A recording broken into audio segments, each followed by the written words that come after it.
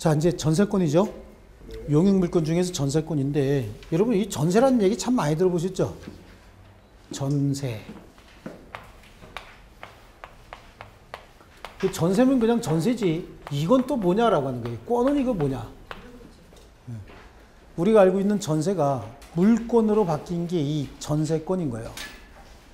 그러면 전세가 물권으로 바뀐 이유가 있을 거 아니겠어요? 채권적 전세. 그러니까 보통 우리가 임대차 하잖아요. 월세, 전세 이런 거 하죠. 그거는 채권인 거예요. 임대차는요. 채권인데, 그래서 임차인이 임대인인 소유자에게 내가 사용 수익이 가능한 상태로 제공해 주세요라고 요구할 수 있는 권리가 채권이거든요. 채권은 채권자가 채무자에게 뭔가 요구할 수 있는 급부 청구권을 채권이라고 이렇게 얘기한다 그랬죠? 네, 그래요. 그러니까 임차권은 채권인 거예요. 그 임차권이 전 세계적으로 월세, 이게 이제 임대차예요. 그러니까 미국 같은 데 가서 월세 그러면은 뭔 소리인지 잘 몰라요. 월세는 뭐고, 그럼 월세 말고 또 뭐가 있어? 그럼 전세 그러면 그런 게 뭐냐? 이렇게 얘기한다고. 걔는 몰라요, 그런 게. 한국에만 전세 제도가 있어요. 한국에서는 전세금을 왕창 주고 월세를 안 내죠. 그러면 그 전세금에서 나오는 이자가 뭐예요? 월세인 거예요. 월세인데, 그런 전세 제도가 있었는데 이게 채권에 불과하다 보니까 그 이후에 저당권 실행에 의해서 주택이 경매가 되면 월세입자들은 손해를 별로 안 봐요. 경매가 실행이 되면은 월세입자들 월세 안 내거든요. 관리비, 전기세 뭐 이런 거 안 내고 한 6, 7개월 내지 1년 정도 지나고 나면 그 보증금 다 까지는 거야. 월세 안 낸 걸로. 그런데 전세입자들은 처음부터 돈을 안 내죠. 한꺼번에 딱 전세금 내고 안 내잖아요. 근데 경매가 실행이 되면 전세금 한 푼도 못 받고 쫓겨나는 거예요. 그런 거거든요. 그러다 보니까 전세입자를 보호하기 위해서 어떤 방법이 있을까라고 해서 처음으로 고안해낸 게 그 전세, 채권적 전세를 등기함으로써 물권으로 만들어주자라고 해서 만들었던 게 이 전세권인 거예요. 그러니까 그 채권적 전세가 물권으로 바뀌게 된 배경에는 뭐가 있다고요? 전세금을 보호하고자 라고 하는 취지가 있었던 거예요. 그래서 이 전세권에서 가장 큰 관심을 갖는 건 전세금이에요. 전세금. 전세금 보호하기 위해서 생겼다 그랬죠? 좋습니다. 네, 그건데,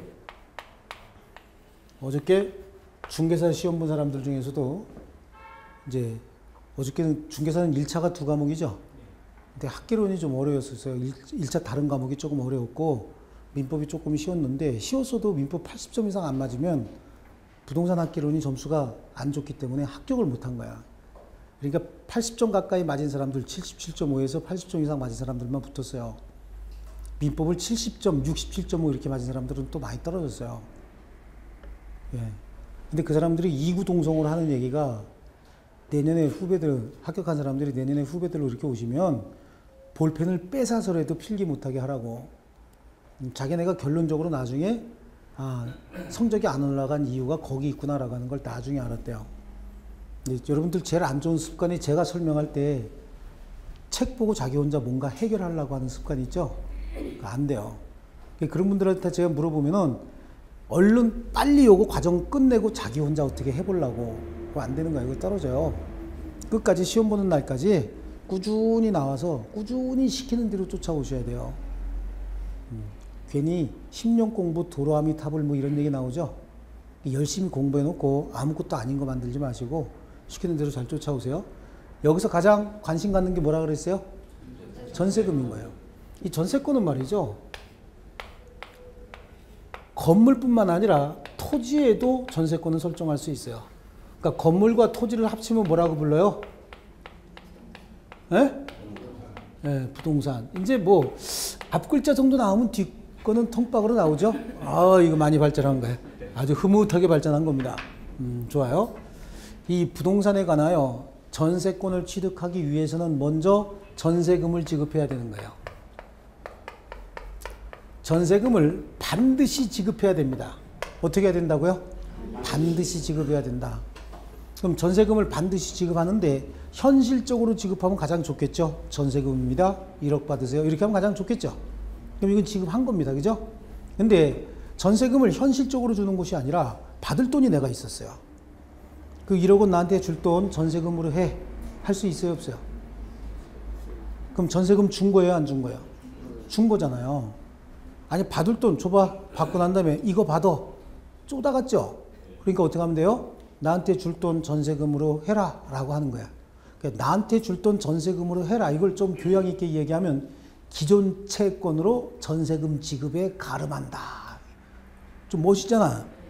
나한테 줄 돈 전세금으로 해라. 그러면 덜 멋있어요? 근데 왜 싸가지 없이 이렇게 어려운 말만 쓰는지 모르겠어. 근데 우린 적응해야 돼. 할 수 없어요. 뭐라 한다고? 나한테 줄 돈 전세금으로 해라. 이걸 어떻게? 기존 채권을 전세금 지급에 가름할 수 있다. 그러니까 여기서도 문제가 나오면 한 문제짜리가 나오는 거예요. 전세금은 반드시 지급해야 되죠. 또 망설이잖아. 반드시 지급해야 된다고. 근데 현실적으로 지급할 필요는 없죠. 현실적으로 지급해도 되고 기존 채권으로 전세금 지급에 가름할 수도 있다. 그러니까 여기다가 문제가 나오면 전세금은 현실적으로 반드시 지급해야 된다. 그럼 틀린 지문이 된다고. 여기에 집어넣는다고요. 아시겠죠? 그래요. 그럼 전세금을 지급하고 전세권 설정 계약을 체결합니다. 그리고 그 내용이 어떻게 되는 거죠? 등기가 되면 이분은 뭐가 되는 거예요? 이제 전세권자가 되는 거예요. 그럼 이분은요, 전세권 설정자가 되는 거겠죠? 그럼 전세권 설정 계약을 체결하면서 보통 존속기간 약정할 수도 있고 존속기간 약정하지 않는 경우도 있어요. 존속기간을 약정하면 얼마를 할 것이냐라고 하는데요. 최장 존속기간 제한이 있습니다. 최장 몇 년? 10년. 배타적 지배권으로서 물권을 갖는 거예요. 물권. 근데 최장 10년이에요.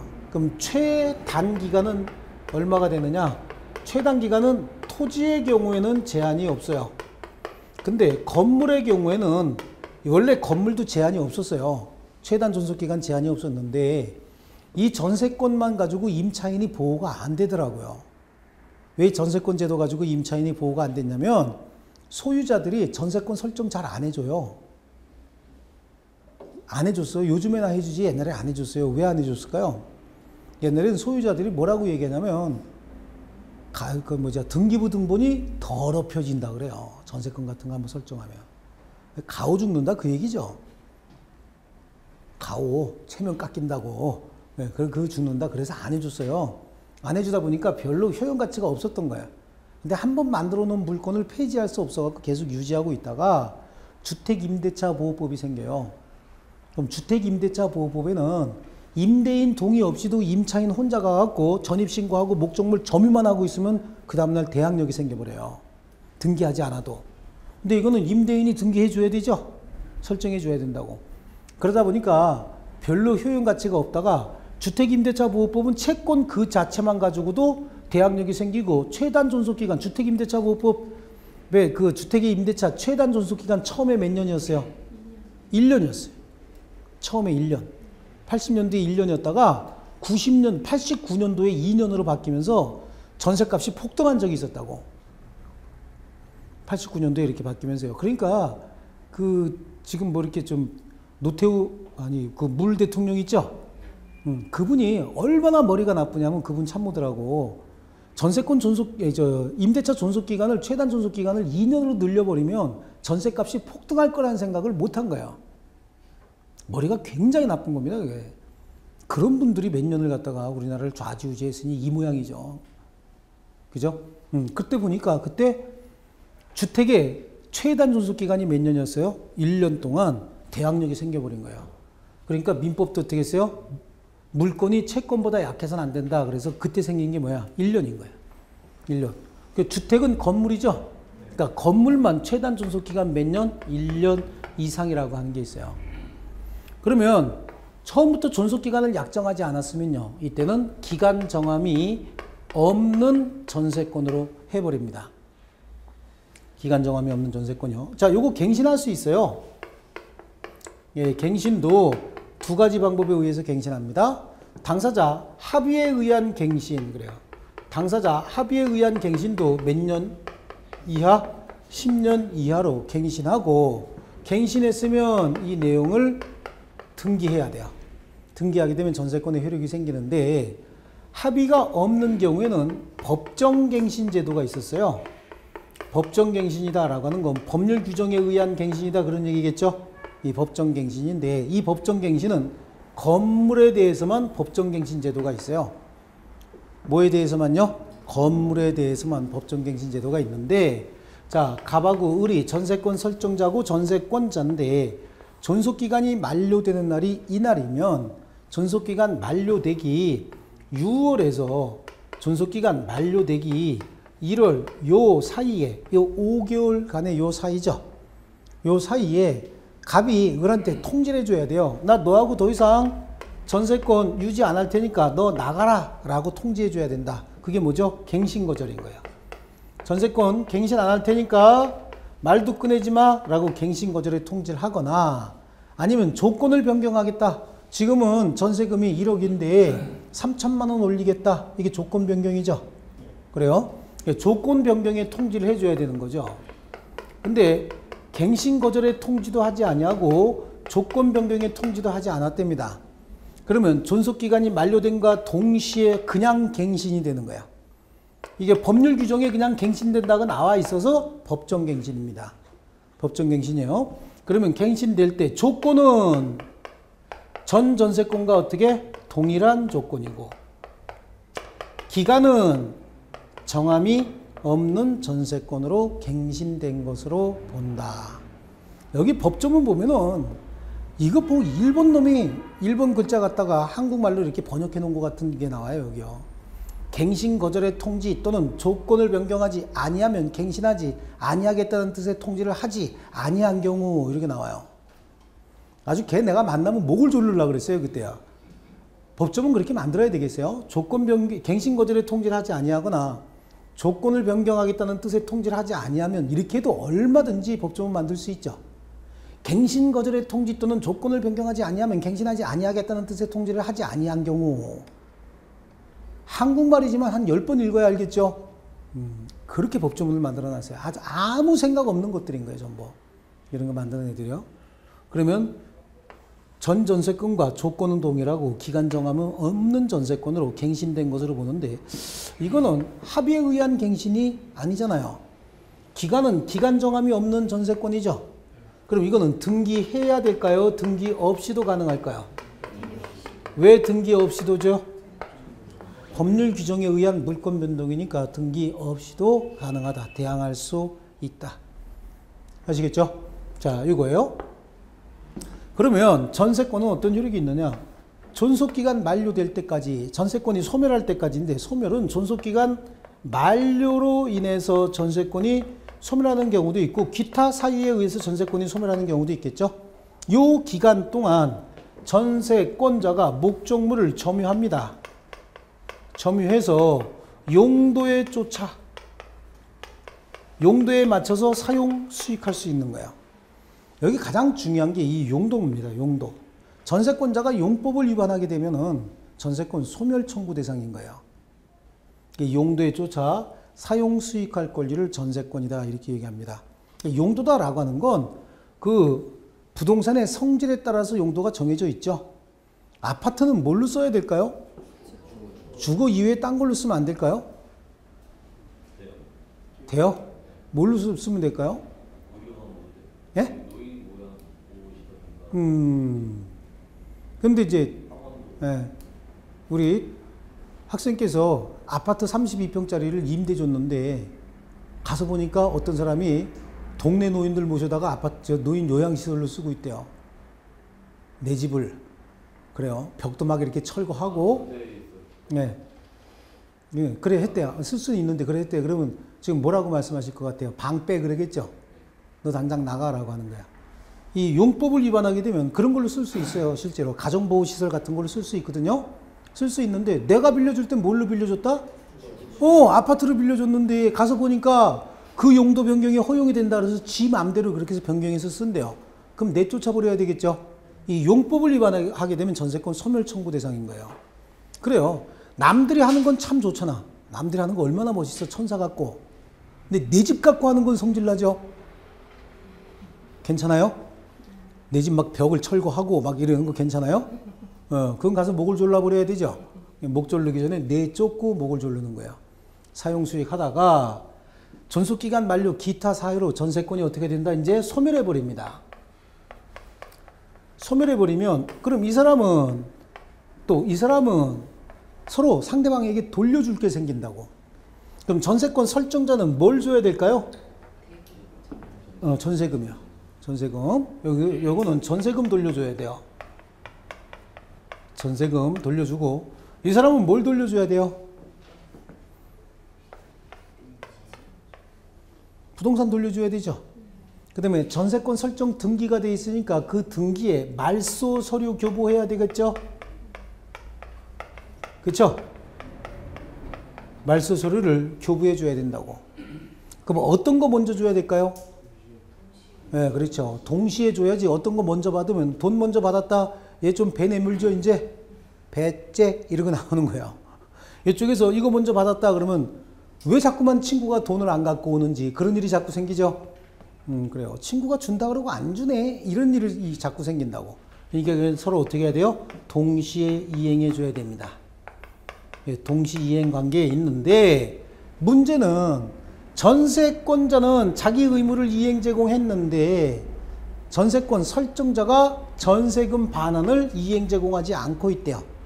이거를 줄여서 전세금 반환이 지체된다라고 얘기를 하는 거예요. 전세금 반환이 어떻게 된다고요? 지체된다. 전세금 반환이 지체된다. 그럼 전세권자는 이 전세권을 가지고 경매를 실행해 버릴 수도 있어요. 경매 실행해서 전세금을 우선 변제 받을 수도 있어요. 이거 되게 웃긴다, 그죠? 전세권이 이렇게 센 거예요. 그러니까 요 기간 중에는 요게 사용 수익을 내용으로 하는 무슨 물건이고 용익 물건이고, 지금 우리 용익 물건으로서 전세권 배우잖아요. 그죠? 그럼 요 기간 중에는 요게 무슨 물건의 성질을 가지고 있다? 담보 물건에 경매를 통해서 우선 변제 받을 수 있다는 얘기가 담보 물건의 성질도 가지고 있더라. 아시겠죠? 이게 전세권이고 가장 중요한 게 뭐다? 전세금이다. 전세권의 존속기간을 약정해도 되지만 약정하지 않아도 된다 그랬죠?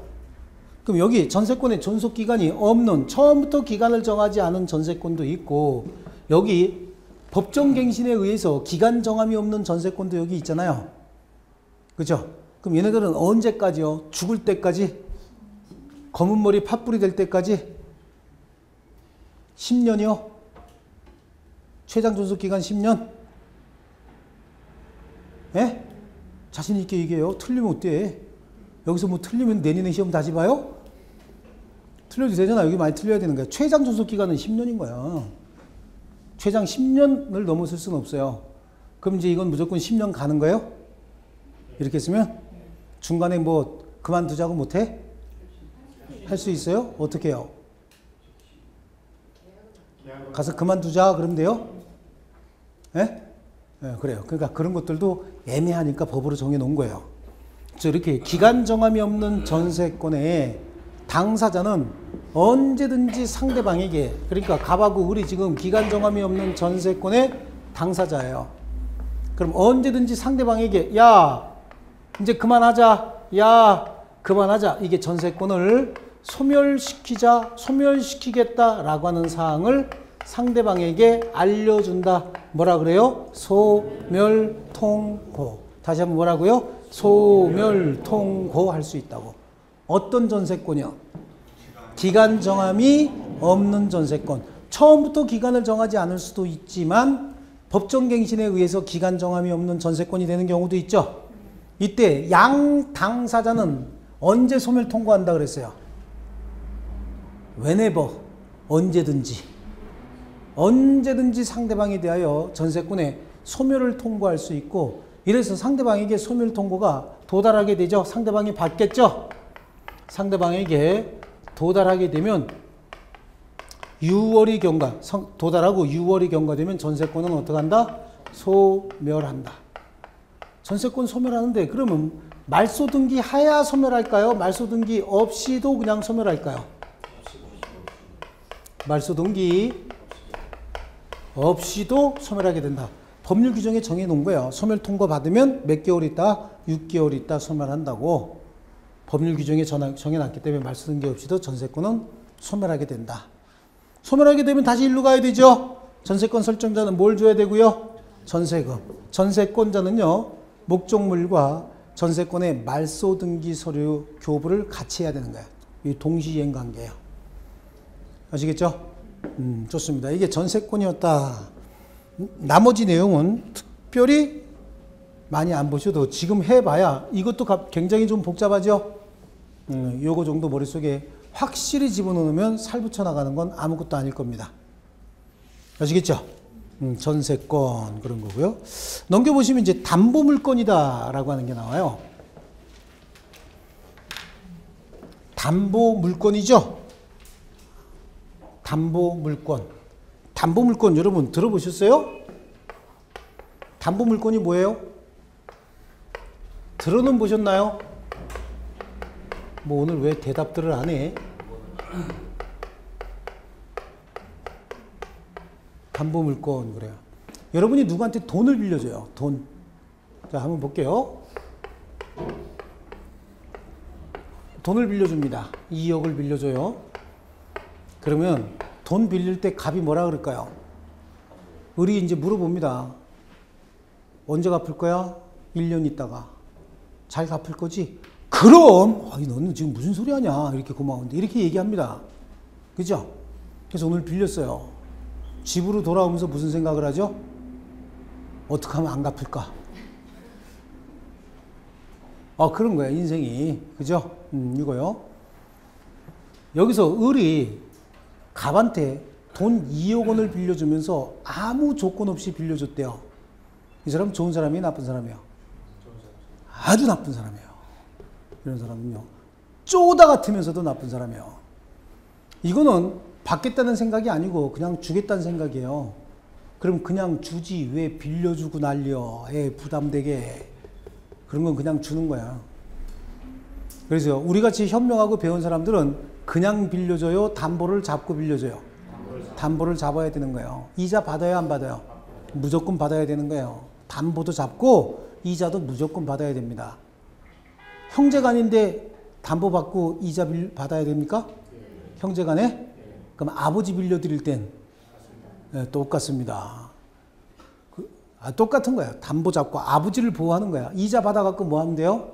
아버지 적금 넣어드리면 되는 거고 받는 거예요. 그래야 상대방이 변제해야 되겠다라고 하는 의지가 생기는 거예요. 그러니까 담보를 잡아놔야 혹시 후순위에서 누가 아버지 재산 압류해서 경매하게 되면 앞에서 버티고 있다가 돈 받아서 아버지 또 드릴 거 아니에요. 그죠? 근데 무조건 받는 겁니다. 그럼 뭘 받는다고요? 담보. 그럼 담보가 뭐의 약자일까? 지금까지 설명은 다 했는데 채무 변제를 부담하는 보증인 거예요. 채무의 변제를 부담하는 뭐요? 보증 그런 거죠. 그럼 채무 변제를 부담하는 보증을 물건 갖고 하면 이걸 뭐라 그래? 담보 물. 이 담보물. 물건 갖고 했으니까 그 담보물을 이 사람이 제공했으면 이건 누구 거예요? 갑 거잖아. 그러니까 이 담보물에 대한 권리는 갑이 전적으로 가지고 있죠. 근데 그 권리 중에서 처분권만 얘한테 설정해 주는 거야. 그게 담보물에 대한 권리다. 그런 걸 담보물에 대한 권리를 줄여서 뭐라고 불러요? 담보물권이다. 그럼 이 담보물이 어떤 종류냐? 부동산 같으면 여기다가 뭐 설정해 주면 되는 거예요? 저당권을 설정해 주고, 동산 같으면요, 질권을 설정해 주면 되는 겁니다. 아시겠죠? 그러니까 담보물, 담보물권 다 개념이 다른 거죠? 갑자기 한꺼번에 세 개를 해갖고 깜짝 놀랐어요? 야, 담보는 뭐라 그랬어요? 채무 변제를 부담하는 보증. 그걸 물건으로 제공했대요. 물건으로 제공하면 그걸 뭐라 그래요? 담보물이라고 얘기하고, 또 그 담보물에 대한 권리를 이 사람한테 설정해 줬답니다. 그럼 담보물권이다 라고 얘기를 하는 거예요. 아시겠죠? 그러니까 의미가 조금씩 다르다 그런 얘기죠. 담보물. 근데 이 담보 제공을 받은 거하고 담보 제공을 받지 않은 거하고 굉장히 차이가 많아요. 아무런 조건 없이 2억을 빌려줬고 2억을 나중에 갑이 스스로 변제하지 않는데요. 그럼 받는 방법이 몇 가지가 있죠.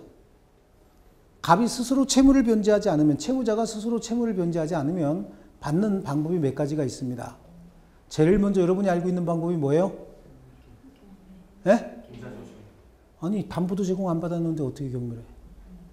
담보 제공 받았으면, 그래. 그럼 담보 제공 받았으면, 담보가 있는 경우에는 경매 실행에서, 경매 절차에서 담보권의 가장 특징이 뭐죠? 우선 변제권인 거야. 후순위 담보 물권자, 기타 채권자의 우선에서 변제받아요. 굉장히 좋은 방법이에요. 근데 담보를 안 잡았으면, 예? 담보를 안 잡았대. 처음부터 담보 안 받았대요. 소송이요? 민사소송이요? 그거보다 먼저 할 수 있는 거 없을까요? 예? 무릎 꿇고 울어야지. 무릎 꿇고 제발 좀 갚아달라고. 나 집에 가서 매 맞는 것도 하루 이틀이지. 우리 마누라 주먹 너무 세요. 그러면서 갚아달라고 무릎 꿇고 울어야 되겠죠? 예, 이러고 우는 거야. 그래서 얘가 선심 베풀어서 갚아주면 너무 고마운 거고, 안 그러면 계속 울어야 되겠죠? 이거 아니면, 좋았어. 그럼 나는 도가니가 안 좋아서 무릎은 못 꿇어. 자, 그럼 어떻게 해요? 얘가 재산이 있는지 없는지 벌써 뭐부터 해야 돼? 재산 조사해야 돼. 그래서요, 처분금지 가압류나 또는 가처분 같은 거 하고 본안 소송에서 채권을 확정합니다. 그래서 가압류를 본압류로 바꿔요. 본압류로 바꿔서 뭐가 실행되는 거죠? 강제경매가 실행이 돼요. 그렇다고 해서 이 채권을 우선 변제받는 것도 아닌 거야. 기타 채권자하고 채권액에 비례해서 안분 배당받아요. 다 못 받는 일도 생기겠죠. 그죠? 또 담보 제공 없는 경우에 요즘에 깍두기들이 많이 쓰는 방법이 뭐예요? 예, 폭력은 요즘에 행사 안 해요. 요즘엔 폭력 행사하지 않습니다. 예? 유치권? 그런 것도 안 해요. 걔네들 몰라. 깍두기가 무슨 유치권을 알아. 걔네들은 유치권, 그러면 우리가 유치권이라고 이렇게 써놓잖아요. 그러면 뭐야, 자식이 이렇게 써야 될 거 그렇게 썼는가 보다. 그러지? 걔 몰라. 전혀 몰라. 유치권이 뭔지 알아지? 걔네들이. 아무것도 몰라요. 깍두기들이 주로 쓰는 방법은 가정방문도 안 해요, 요즘엔. 옛날엔 가정방문을 주로 했죠. 예, 근데 요즘에 어떻게 하냐면, 딸내미 학교 방문을 해요. 아이들 학교로 가, 요즘에는. 그래서 제일 먼저 물어보는 게 아들 있나 딸 있나 물어봐요. 그래서 아들 있다 그러면은 아들 학교, 딸 있다 그러면 딸 학교. 근데 아들 학교 잘못 가면은 떼거지를 몰고 나와갖고 두들겨 패버린대, 깍두기를. 요즘에 고필이 무섭잖아요. 그러니까 가장 좋은 건 딸 있는 집이래. 아들 있는 집은 그래서 많이 안 빌려준대요. 딸내미 있는 집을 많이 빌려준대, 돈을. 그래서 딸 학교로 간대죠. 가갖고 아무것도 안 하고 선생들만 겁 조금 주고, 그래서 애 조퇴시켜갖고 집으로 온대요. 그럼 학교에서 집으로 연락 갔을 거 아니에요. 그럼 걔 엄마가 발코니에서 이렇게 내다볼 거 아니야. 그러면 자기 딸내미가 깍두기 2마리 옆에서 오죠. 동네 들어오면 깍두기들 웃돌이 벗으면 여기 그림 쭉 나오잖아. 이렇게 이상한 그림들, 그죠? 그럼 딸내미가 어머 오빠 그림 죽인다 그러고 비비면서 온다는 거야. 그러면 그날 저녁에 무조건 돈 나온대요. 그걸 좋아하는 애들도 있어요. 그래서 여기 깍두기 빨간 걸로 그려야 되는데, 깍두기 맞죠? 깍두기 동원하는 방법도 있는데, 이거 위험하잖아. 이거 잘못하면 깍두기하고 같이 수갑 차고 들어가는 수가 있겠죠. 그래요. 위험하고요. 이거 절차 너무 복잡하고 다 못 받죠. 그런 거고, 이건 무릎이 시원찮으면 사실은 좀 힘든 일이에요. 그죠? 그래. 이 좋지 않은 방법이에요. 그럼 가장 좋은 건 뭐예요? 이거죠. 담보 제공 받아서 변제 기일에 변제하지 않으면 경매 실행에서 채권에게 관하여 후순위 담보 물권자 기타 채권자의 우선에서 변제받을 수도 있는 거죠. 이게 굉장히 간단하잖아요. 담보 물권이라고 하는 게 처음부터 담보를 물건으로 제공할 테니까 변제 기일에 내가 변제하지 않으면 이런 절차를 통해서 우선 변제 받아갈 수 있는 권리를 여기다가 설정해 주는 거야. 아시겠죠? 그럼 부동산에는 뭐가 설정하고, 성립하고요? 저당권. 동산에는요? 질권이라는 거죠. 질권. 이 질이라고 하는 게 뭐야? 옛날엔 전당권이라고 얘기했어요. 전당권. 그래요. 질이라고 하는 게 잡아놓는다는 뜻인 거야. 그래서 옛날엔 인질이 있었어요. 인질 들어보셨나요? 네, 그래. 우리 청나라에 인질 많이 보냈죠. 왕자들 이렇게 보내고, 그 다음에 공주들도 이렇게 보내고 그랬어요. 청나라 같은 데로. 인질이 가는 거예요, 볼모로. 그래. 근데 인질은 이제 뭐죠? 불법인 거예요. 어떤 형태의 인질이든 인질은 불법이에요. 그러니까 지금 뭐만 남았어? 물질만 남았어요. 그러니까 질권 그럼 뭐에 대해서? 물건에 대해서 성립하는 거고, 그 물건도 부동산이다, 동산이다. 동산이다. 딱 정해져 있으니까 그냥 질권 그러면 아, 동산에 대한 담보 물건이구나. 그러니까 옛날에 우리 전당포에 가서 물건 맡기고 돈 얻어 써봤죠? 안 해보셨어요? 전당포? 부모님이 형편이 괜찮으셔가지고 그래요. 우린 늘 전당포 갔어요. 대학교 다닐 때. 대학 다닐 때 우리 법전이 16,000원짜리 소법전이 그때 당시 16,000원이에요. 근데 소법전 가지고 가면 10,000원 내지 12,000원 줘요. 전당포. 어느 대학이나 대학 뒤에는 다 전당포 있잖아요. 공대생들은 그때 전자계산기 있잖아요. 공대생들은 전자계산기 갖다 맡겼어요. 전자계산기가 35,000원 정도 해요. 근데 전자계산기는 7,000원 이상은 안 줘요. 근데 16,000원짜리 법전은 12,000원 정도를 준다고. 그분들이 미리 짜옹하는 거예요. 나중에 법관 되면 잘 좀 봐달라고. 미리. 그래서 늘 그랬어요. 돌아가면서 갔다가 맡기죠. 아니, 저희들 때는 학교 갈 때 어머니가 회수권 있잖아요. 회수권. 회수권 아세요? 회수권 2장 딱 줘요. 회수권 2장 딱 주고 500원 딱 주는 거예요. 500원 주고 도시락을 2개 싸줘요. 맥스웰 하우스 커피병 있죠? 아세요? 이만한 거? 빨간 뚜껑? 네, 거기다가 김치도 다양하죠. 배추김치, 깍두기, 총각김치 3개 이렇게 꽉꽉 채워가지고 여기에다가 도시락 2개 싸줘요. 그러면 라면 하나 그때 구내 매점에서 150원이에요. 계란 띄우면 150원, 계란 안 띄우면 100원. 그죠? 영양 보충해야 되니까 계란 띄운 거 2개 사 먹으면 얼마 남아요? 200원 남잖아요. 그럼 친구들끼리 200원 모아가지고 겨우 먹는 게 뭐예요? 막걸리예요, 막걸리. 막걸리 몇 통 이렇게 사다가 술 먹고 싶으면 거기서 술 먹다가 필 받으면 누가 하나가 골든벨 눌러요. 뭐 하는 거야? 법전 갔다가 전당포에 맡기고 그걸로 한턱 쏘는 거죠. 교대로 이제 한턱 쏘는 겁니다. 그리고 가서 책 사야 된다고 거짓말 해갖고 돈 뜯어다가 그걸로 이제 전당포 가서 책 찾고 이렇게 하죠. 우리 어머니가 나중에 하도 도사가 되셔가지고 너 법전 어쨌냐? 예, 학교에 두고 왔습니다. 그럼 우리 어머니는 빨래방맹이를 이렇게 꺼내요. 그러면 도망가야 돼. 안 그러면 머리 터져요. 그럼 꼭 던져요. 그래서 여기를 꼭 맞춰요. 그랬던 기억이 납니다. 그게 뭐야? 질권인 거야. 전당권. 부동산은 질권 설정 못하죠? 그렇습니다. 이렇게 원래 저당권이나 질권은 물건 위에 성립하는 권리였는데 그 다음에 일정한 권리 위에도 저당권이나 질권이 성립하게 된 거예요. 그러니까 일정한 권리는 지상권은 존속기간이 굉장히 길죠. 그러니까 지상권은 존속기간이 길다 보니까 소유권하고 비슷하게 활용할 수가 있어요. 그래서 가치가 크다라고 생각해서 지상권이라고 하는 물권 위에 저당권 설정할 수 있고요. 여기 전세권 같은 경우에 전세금이 있잖아요. 전세금이 있죠. 전세금 이게 금액이 크다 보니까 이것도 또 담보로 맡겨놓고 금전을 활용할 수 있도록 제도를 마련해 놨어요. 그래서 지상권하고 전세권에는 저당권을 설정할 수 있고요. 그 다음에 질권도 동산뿐만 아니라 일정한 권리 위에 채권 위에 질권 설정할 수 있어요. 여러분 은행에서 전세자금 담보대출 이런 거 들어보셨죠? 전세자금 담보대출이 그 임대차의 임차권을 담보로 잡는 것이 아니라 나중에 임대차가 끝나면 임차 보증금 반환 채권이 있잖아요. 반환 채권, 그 채권을 담보로 잡는 거예요. 그래서 그 담보대출 받으면 은행에서 대출해 주기 전에 계약서 가져오라 그러고 계약서상의 명의자에게 종이를 한 장 보내서 도장 받아오라 그런다고. 그 내용이 뭐냐면 얼마를 빌려줄 테니까 나중에 보증금 돌려줄 때 은행에다가 통지 한번 해주라고.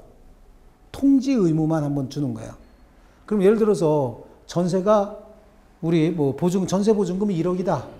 그럼 한 6천만 원까지 은행에서 빌려줘요. 그리고 나중에 존속기간이 만료돼서 임대차가 끝나면 임대인이 은행에다가 통지해 주겠죠. 보증금 언제 내줄 겁니다 라고 통지해 주면 그때 은행 직원이 와가지고 자기가 받을 거 받는 거예요.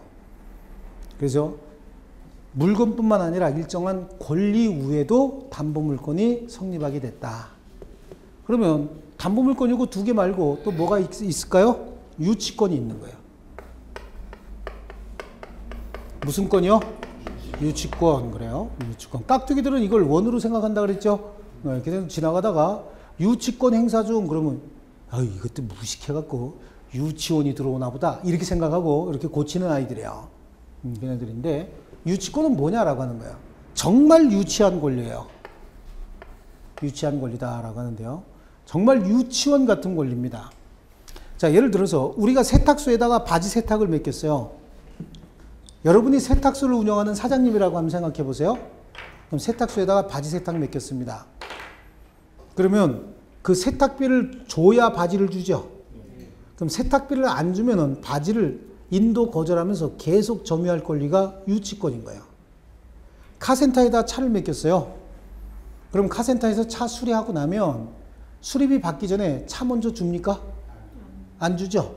차키 안 줍니다. 그게 뭐야? 유치권 행사하고 있는 거예요. 그러니까 그 물건으로부터 직접 발생한 비용이 있으면 그 비용을 돌려받을 때까지 해당 목적물 인도 거절하면서 계속 점유할 권리를 유치권이다. 계속 뭐 한다고요? 점유할 권리인 거예요. 사용할 권리예요? 아니에요. 점유만 할 권리예요. 근데 이 물건을 사용하는 것이 보존에 훨씬 더 유리한 경우도 있을 수 있죠.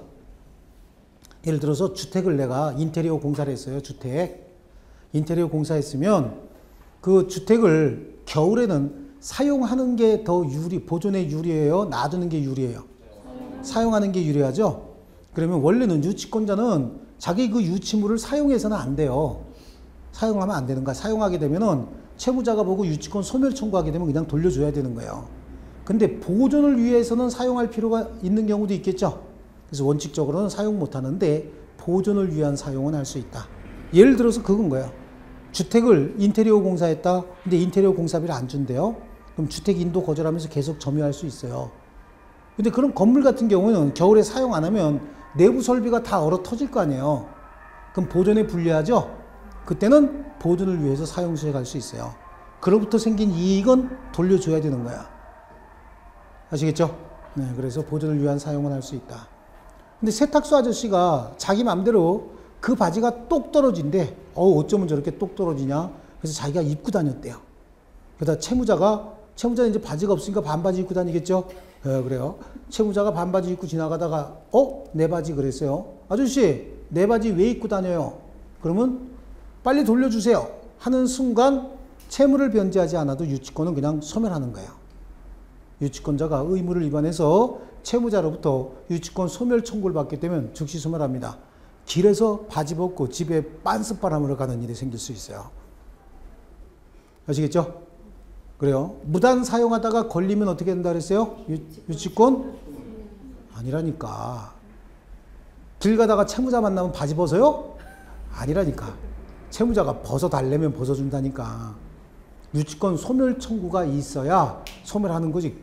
길 가다 왜 바지를 벗어? 벗어달랠 때 벗어줘야지. 아시겠죠? 뭐 한다고? 소멸 청구를 받으면 소멸한다. 유치권인 거죠. 아시겠죠? 이게 이제 담보물건이다. 이 담보물건은 대체적으로 이제 세 개예요. 이게 이제 법정 담보물건, 약정 담보물건 이렇게 얘기를 해요.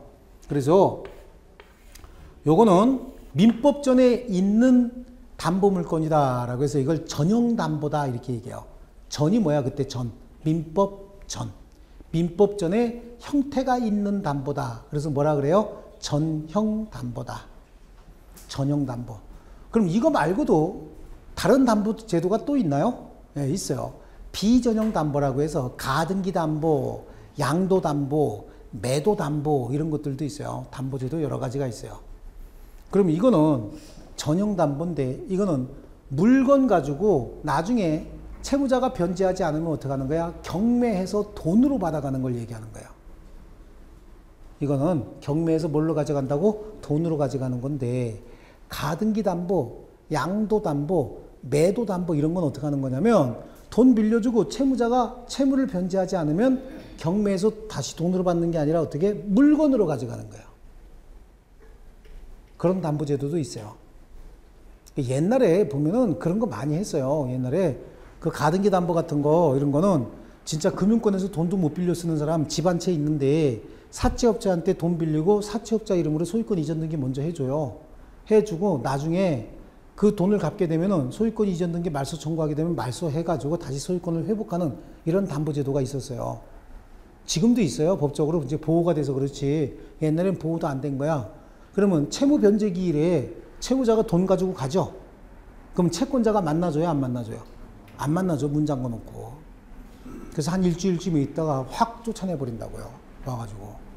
그럼 채무자가 나 돈 가지고 갚으러 갔었는데 그럼 뭐라 그래요? 내가 여태 기다렸는데 그리고 두들겨 팬다고. 그리고 뺏어가는 그런 제도가 있었어요. 그게 가등기 담보, 양도 담보, 매도 담보. 그래서 그건 민법전에 있는 담보가 아니고 뭐예요? 비전형 담보다. 그럼 민법전에 있는 담보는 뭐예요? 하나, 둘, 셋. 요 세 개예요. 그럼 담보는 이렇게 물건만 가지고 담보하느냐? 아니에요. 사람으로 담보하는 경우도 있어요. 그래서 이걸 물적 담보다라고 얘기하고 인적 담보제도도 있어요. 인적 담보제도가 대표적인 게 뭐죠? 보증인 제도인 거예요. 보증인, 연대보증제도, 기타 보증제도 이런 거 있죠? 그래요. 연대보증인을 우리 집에서는 뭐라고 불러요? 연대보증인을 집에서는 암이라고 불러요. 암. 집안의 암이죠? 그죠? 밥도 먹이지 말아야 되는 거야. 이런 사람들은요. 요즘에 이렇게 됐어요. 세상에 보증을 쓰면 보증사고가 더 많이 날까요? 보증사고 안 나는 게 더 많을까요? 사고 나는 게 더 많을까요? 예? 아니에요. 90% 이상은 사고가 안 나요. 보증의 90% 이상은 사고가 안 나는데 이 10%가 사고가 나는데 이 10%가 그렇게 시끄러운 거예요. 대부분 어떠냐면 남자들이 나가서 보증을 쓰죠. 여자들은 그것도 좀 이상하더라고요. 남자들은 보증 서달라 그러면 술 한잔 먹으면서 그래 써줄게 그러고 대충 가볍게 생각하는데 여자들은 또 보증 잘 안 써줘요. 지네 형제끼리도 잘 안 써주더라고요. 여자들은요. 남자들이 주로 많이 서요. 많이 쓰는데 뺏기는 건 여자들이 뺏기죠. 그러니까 시끄러운 거지. 여자들 주머니에 들어가 있는 돈이나 여자들이 차지하고 있는 재산을 뺏어오기가 얼마나 어려운지 아세요? 그거 보통 일이 아닌 거예요. 근데 이러고 뺏기니까 난리가 나는 거죠. 자, 그래요. 그래서 이런 분이 있으면 안 돼. 그건 이제 인적담보제도야. 인적담보제도는 여기하고는 조금 담보물권에서는 건드리지 않습니다. 우리 뒤에 가면은 보증채무, 그 다음에 연대채무, 연대보증 이런 데서 공부할 거예요. 뒤쪽에 가면요. 여기는 요거 물적담보만 공부합니다. 근데 얘네들이 가지고 있는 대충 유사하면서 공통적인 성질이 있는데 그걸 담보물권의 통유성이다 이렇게 얘기를 합니다. 담보물권의 뭐요? 다시 한번요. 담보물권의 뭐라고요? 통유성. 통유성이라는 얘기는 공통적으로 보유하고 있는 성질이다.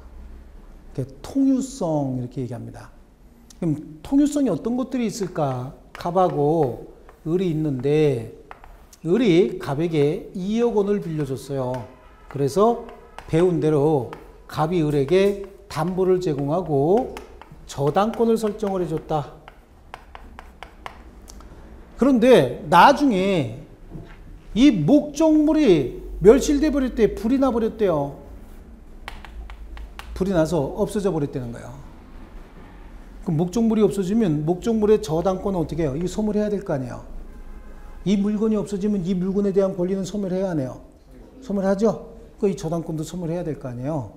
근데 저당권이 소멸하는데 아니 이게 소멸하면서 왜 없어졌나? 뭐 화재에 의해서 없어졌다. 그러면 화재 보험에 들었으면 뭐가 나오죠? 보험금. 보험금 청구권이 생기겠죠? 그쵸?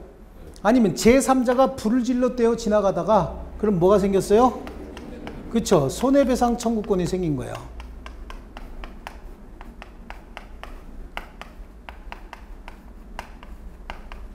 아니면 이게 수용이 됐대요. 수용이 됐으면 뭐가 생길까요? 그렇지. 보상금 청구권이 생기겠죠? 이 보험금 청구권이나 손해배상 청구권이나 보상금 청구권은 결국은 이게 없어졌으니까 생긴 것들이죠. 이게 안 없어지면 생겨요, 안 생겨요? 안 생기는 거예요. 그래서 이런 것들을 원래 이 담보물의 가치 변형물이다. 뭐라고요? 가치가 변형이 된 물건이다. 그래서 가치 변형물이다. 그럼 이 물건 위에 저당권이 다시 자리 잡는다. 이 물건 어디요? 위에 저당권이 대신 위치한다. 다시요. 이 물건 위에 저당권이 대신 위치한다. 다시 자리 잡는다. 물건 위에 그럼 물, 상. 저당권이 대신 자리 잡는다. 대, 위. 그래요. 이걸 뭐라 그런다? 물상대위다. 왜냐하면 저당권은 담보물건으로서 담보물건의 특징이 뭐라 그래서 우선변제권이라고 얘기했잖아요. 그럼 이 물건이 없어지고 이 물건에 가치 변형물이 생겼으면 이 가치 변형물에다가 우선변제 받아야 될 거 아니에요. 그래서 어떻게 하는 거예요? 물상대위를 하는 겁니다. 아시겠죠? 그럼 물상대위 하려면 어떻게 돼요? 이거 지급하기 전에 뭘 해줘야 돼요? 압류해 줘야 되는 거야. 왜 압류를 하냐면 이것들은 여기에서 변형된 물건들이다라고 하는 걸 묶어두기 위해서 압류하는 거예요. 원래 금전이라고 하는 건 말이죠. 지급이 돼서 주머니에 들어가잖아요. 그럼 일반 재산이 돼버려요. 예를 들어서 내가 가지고 있는 게 5만 원인데 어디서 수표로 1억 원을 받았어요. 주머니에 넣잖아요. 그러면 수표 1억짜리하고 5만 원짜리 한 장이 있대요, 내가. 그럼 얼마 있는 거죠? 1억 5만 원이지. 그렇죠? 1억 5만 원 가지고 있어요. 그럼 이 돈은 어디서 온 거고 이 돈은 어디서 온 거야? 이거 원래 있던 거고 이거는 뭐죠? 금방 받은 돈이죠? 근데 그런 구분을 안 한다고. 그런 구분을 안 하고 딱 받는 순간 둘 다 뭐가 돼버려요? 일반 재산으로 포함이 되는 거야. 봤더니 금방 받은 거 1억 원 수표 여기 있네. 그게 아니야. 합쳐져서 1억 5만 원이죠. 1억 5만 원 어디서 발생한 건지 구분할 수 있다 없다? 없는 재산이 돼버리는 거예요. 그러다 보니까 이거 보험금 청구, 보상금 청구권, 보험금 청구권, 손해배상 청구권 권리인 상태에서 압류를 해야지. 지급하고 나면 채무자가 받았대요. 주머니 넣는 순간 뭐가 돼버려요? 어디서 발생한 건지 범위가 구분이 안 돼버리는 거예요. 이걸 뭐라 그런다? 일반 재산에 편입이 된다라고 얘기를 한다고. 그러니까 그렇게 되기 전에 뭐 해주라고요? 압류를 해줘라. 그 압류하는 목적은 다른 재산과 섞이지 않도록 하기 위해서 압류해버리는 거예요. 그럼 압류는 반드시 저당권자가 해야 되느냐? 아니죠. 제3자가 압류를 해도 여기서부터 변형된 가치 변형물이다라고 하는 범위가 특정이 돼버리죠. 그러니까 반드시 저당권자가 압류할 필요 없이 제3자가 압류를 해도 효력은 똑같다라고 얘기합니다. 이걸 뭐라 그런다고요? 예, 물상대위다. 이게 담보물권의 통유성 중에서 1번이고 담보물권의 통유성 2번이 있어요. 자, 피담보 채권 2억이 있으니까 저당권을 설정을 한 걸까요? 저당권을 설정하고 싶어서 2억을 빌려준 걸까요? 다시 이제 1번 2억을 변제받기 위해서 저당권을 설정했다. 2번 저당권 설정하고 싶어서 2억 원을 빌려줬다. 1번일까 2번일까? 1번이겠죠. 결국은 이게 주된 권리고 이 권리를 확보하기 위한 종된 권리가 이거거든요. 그죠? 그러니까 2억 원이 있어야 저당권이 존재할 수 있는 겁니다. 그럼 2억 원이 소멸했대요. 2억 원이 없어져 버렸답니다. 변제 기타 사유로 소멸했답니다. 그럼 저당권은 유효 무효? 이게 없어지면 이거는 그냥 무효가 되는 거죠. 근데 저당권도 설정 등기해 놓잖아요, 우리가. 근데 등기 서류에 말소 등기가 안 된 상태에서 피담보 채권만 소멸했대요. 그럼 저당권 소멸한 거야, 안 한 거야? 무조건 소멸한 거예요. 피담보 채권이 소멸하면 담보 물건은 무조건 소멸합니다. 예를 들어서 갑하고 을이 있는데 을이 여기다가 2억을 빌려주고 갑소유 부동산에 저당권을 설정을 했어요. 저당권을 설정을 했는데 갑이 2억 원을 변제해버렸어요. 소멸했다고. 그럼 저당권은 말소 등기를 인위적으로 해야 되겠죠? 근데 저당권 말소 등기하지 않았답니다. 그럼 이거 유효예요? 무효예요? 무효죠? 말소 등기 안 됐어요. 이건 무조건 무효인 거야. 근데 등기부상에 남아있잖아요. 그랬더니 얘가 법원에 가서 등기를 신청합니다. 경매를 신청합니다. 경매 신청하면 경매 등기관이 거기 법원 사무관이 요거 경매서를 꾸미겠죠? 경매서를 꾸며서 그럼 받을 돈이 얼마입니까? 라고 물어봐요. 그럼 얼마라고 얘기해? 한 푼도 없습니다. 그럼 이 서류 찢어질 때까지 맞을지 몰라. 이걸로 바쁜데 무슨 짓 하냐고. 그렇죠? 그러니까 맞기 싫으니까 뭐라 그래요? 2억이요. 이렇게 얘기합니다. 받을 돈 2억입니다. 그래서 경매가 실행이 됐대요. 경매가 실행이 돼서 병이라고 하는 사람이 경락을 받아서 경락대금을 완납했대요. 그럼 병은 소유권 언제 취득해요? 취득 못하는 거예요. 병은 2억 원 경락대금 냈대니까요. 그래도 취득 못합니다. 이 등기가 뭐죠? 무효등기고 무효등기에 기초해서 법률관계 변동이 생겨도 이후의 절차는 싹 다 무효인 거예요. 무조건 무효입니다. 아시겠습니까? 그래서 소유권 취득한다 못한다? 못한다. 이걸 뭐라 그래요? 부종성이다 라고 얘기해요. 뭐라 그런다고요? 부종성. 피담보 채권이 소멸하면 말소 등기가 됐든 안 됐든 저당권은 어떻게 한다? 담보물권은 소멸한다. 그러니까 부종성이다. 아시겠죠? 그래요. 잘 따른다 그런 얘기죠? 그래. 피담보 채권에 부종한다. 그 다음에 수반성이라고 하는 것도 있어요. 수반성이다라고 하는 건 뭘 얘기하는 거예요? 대통령이 어디 갈 때 경제인들을 수반해서 간다 이렇게 얘기하죠? 데리고 다닌다 그런 얘기예요. 을이 병에게 피담보 채권을 양도합니다. 피담보 채권을 양도한다는 얘기는 2억 원의 권리를 병에게 양도했다 그런 얘기죠. 그러면 저당권도 어떻게 해요? 양도하기로 하는 계약이 있는 거예요. 아시겠습니까? 그래서 저당권에 부기 등기해버리면 저당권자가 누가 돼버려요? 이제는 병이 돼버리는 거예요. 그래서 피담보 채권이 이전하면 담보물건으로서 저당권, 질권도 어떻게 한다? 같이 이전한다. 이걸 수반성 이렇게 얘기를 합니다. 근데 부종성은 언제나 그래요. 이거는요. 이거는 언제나 그런데 이거는요. 예외도 있어요. 그래서 채권만 승계받기로 하고 저당권은 소멸시키려 하는 약정할 수 있습니다. 얘가 뭐예요? 아까 봤던 깍두기요. 얘는 저당권 승계받아서 저당권 실행 경매하러 법원 가는 것 자체를 싫어해요. 워낙 학교를 많이 가고 법원 근처에서 밥도 안 먹어 얘는. 그런 애래요. 그럼 법원 가기 싫겠죠? 그럼 어떻게 해? 어이 나 이거 2억만 이거 받을 거야. 그럼 저당권 이거 소멸시켜. 그럼 친구가 그러겠죠? 아니 나중에 돈 어떻게 받으려고 그래? 그리고 걱정스러운 눈으로 쳐다보죠? 그럼 어떻게 얘는 학교 방문을 합니다. 그렇죠. 그런 식으로 빨리 받는 거지. 뭐 8개월씩 6개월씩 기다려서 난 그 짓 못해. 이렇게 할 수 있겠죠. 그렇습니다. 그걸 뭐라 그래요? 수반성이다. 얘는 그러면 피담보 채권만 승계받았지 담보물권은 승계 안 됐죠. 그럼 이건 더 이상 피담보 채권이 아니라 담보가 없는 채권이다. 그래서 이걸 무담보 채권이다. 이렇게 얘기해요.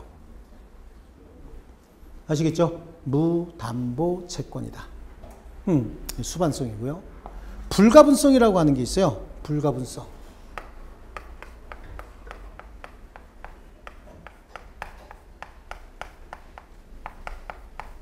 불가분성이다. 이건 뭘 얘기하냐?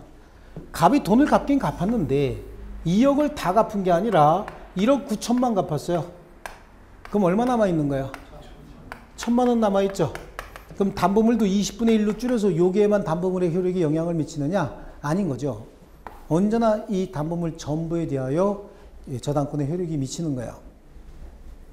분할할 수 있다 없다? 없다. 그러면 2억을 변제받기 위해서 이거 경매하라고 저당권 설정해 줬는데 1천만 원 변제받기 위해서 이거 다 경매 실행할 수 있어요, 없어요? 이때는 겁니다. 20분의 1만 경매하는 것이 아니라 모두 다 경매할 수 있다. 이걸 뭐라 그래요? 불가분성이다. 그래서 담보물권이 공통적으로 가지고 있는 성격은 물상대의성, 부종성, 수반성, 불가분성 이렇게 얘기를 해요. 근데 세 개가 모두 다 공통적으로 갖고 있지는 않습니다. 하나하나가 예외 규정이 있어요. 그래서 공통적으로 가지고 있는 성격, 그걸 통유성. 몇 가지 있어요? 네 가지. 먼저 부종성, 수반성, 불가분성, 제일 중요한 뭐? 물상대위성. 물상대위성은 뭐 때문에 생겼다 그랬어요? 우선 변제적 효력이 있기 때문에 우선 변제권을 확보하기 위해서. 그러면 뭐 하라 그랬죠? 압류. 이거는 저당권자가 할 필요 없이 제3자가 한 압류도 효력이 있다. 이런 것들은 좀 중요한 것들이고 잘 나오는 것들인 거야. 그래서 담보물권의 일반적 효력, 그래서 인적 담보, 그렇죠? 그다음에 담보물권의 통유성까지 했죠. 쉬었다가 저당권, 근저당권 뭐 이거 하고 채권법 간단하게 할게요. 좀 쉬겠습니다.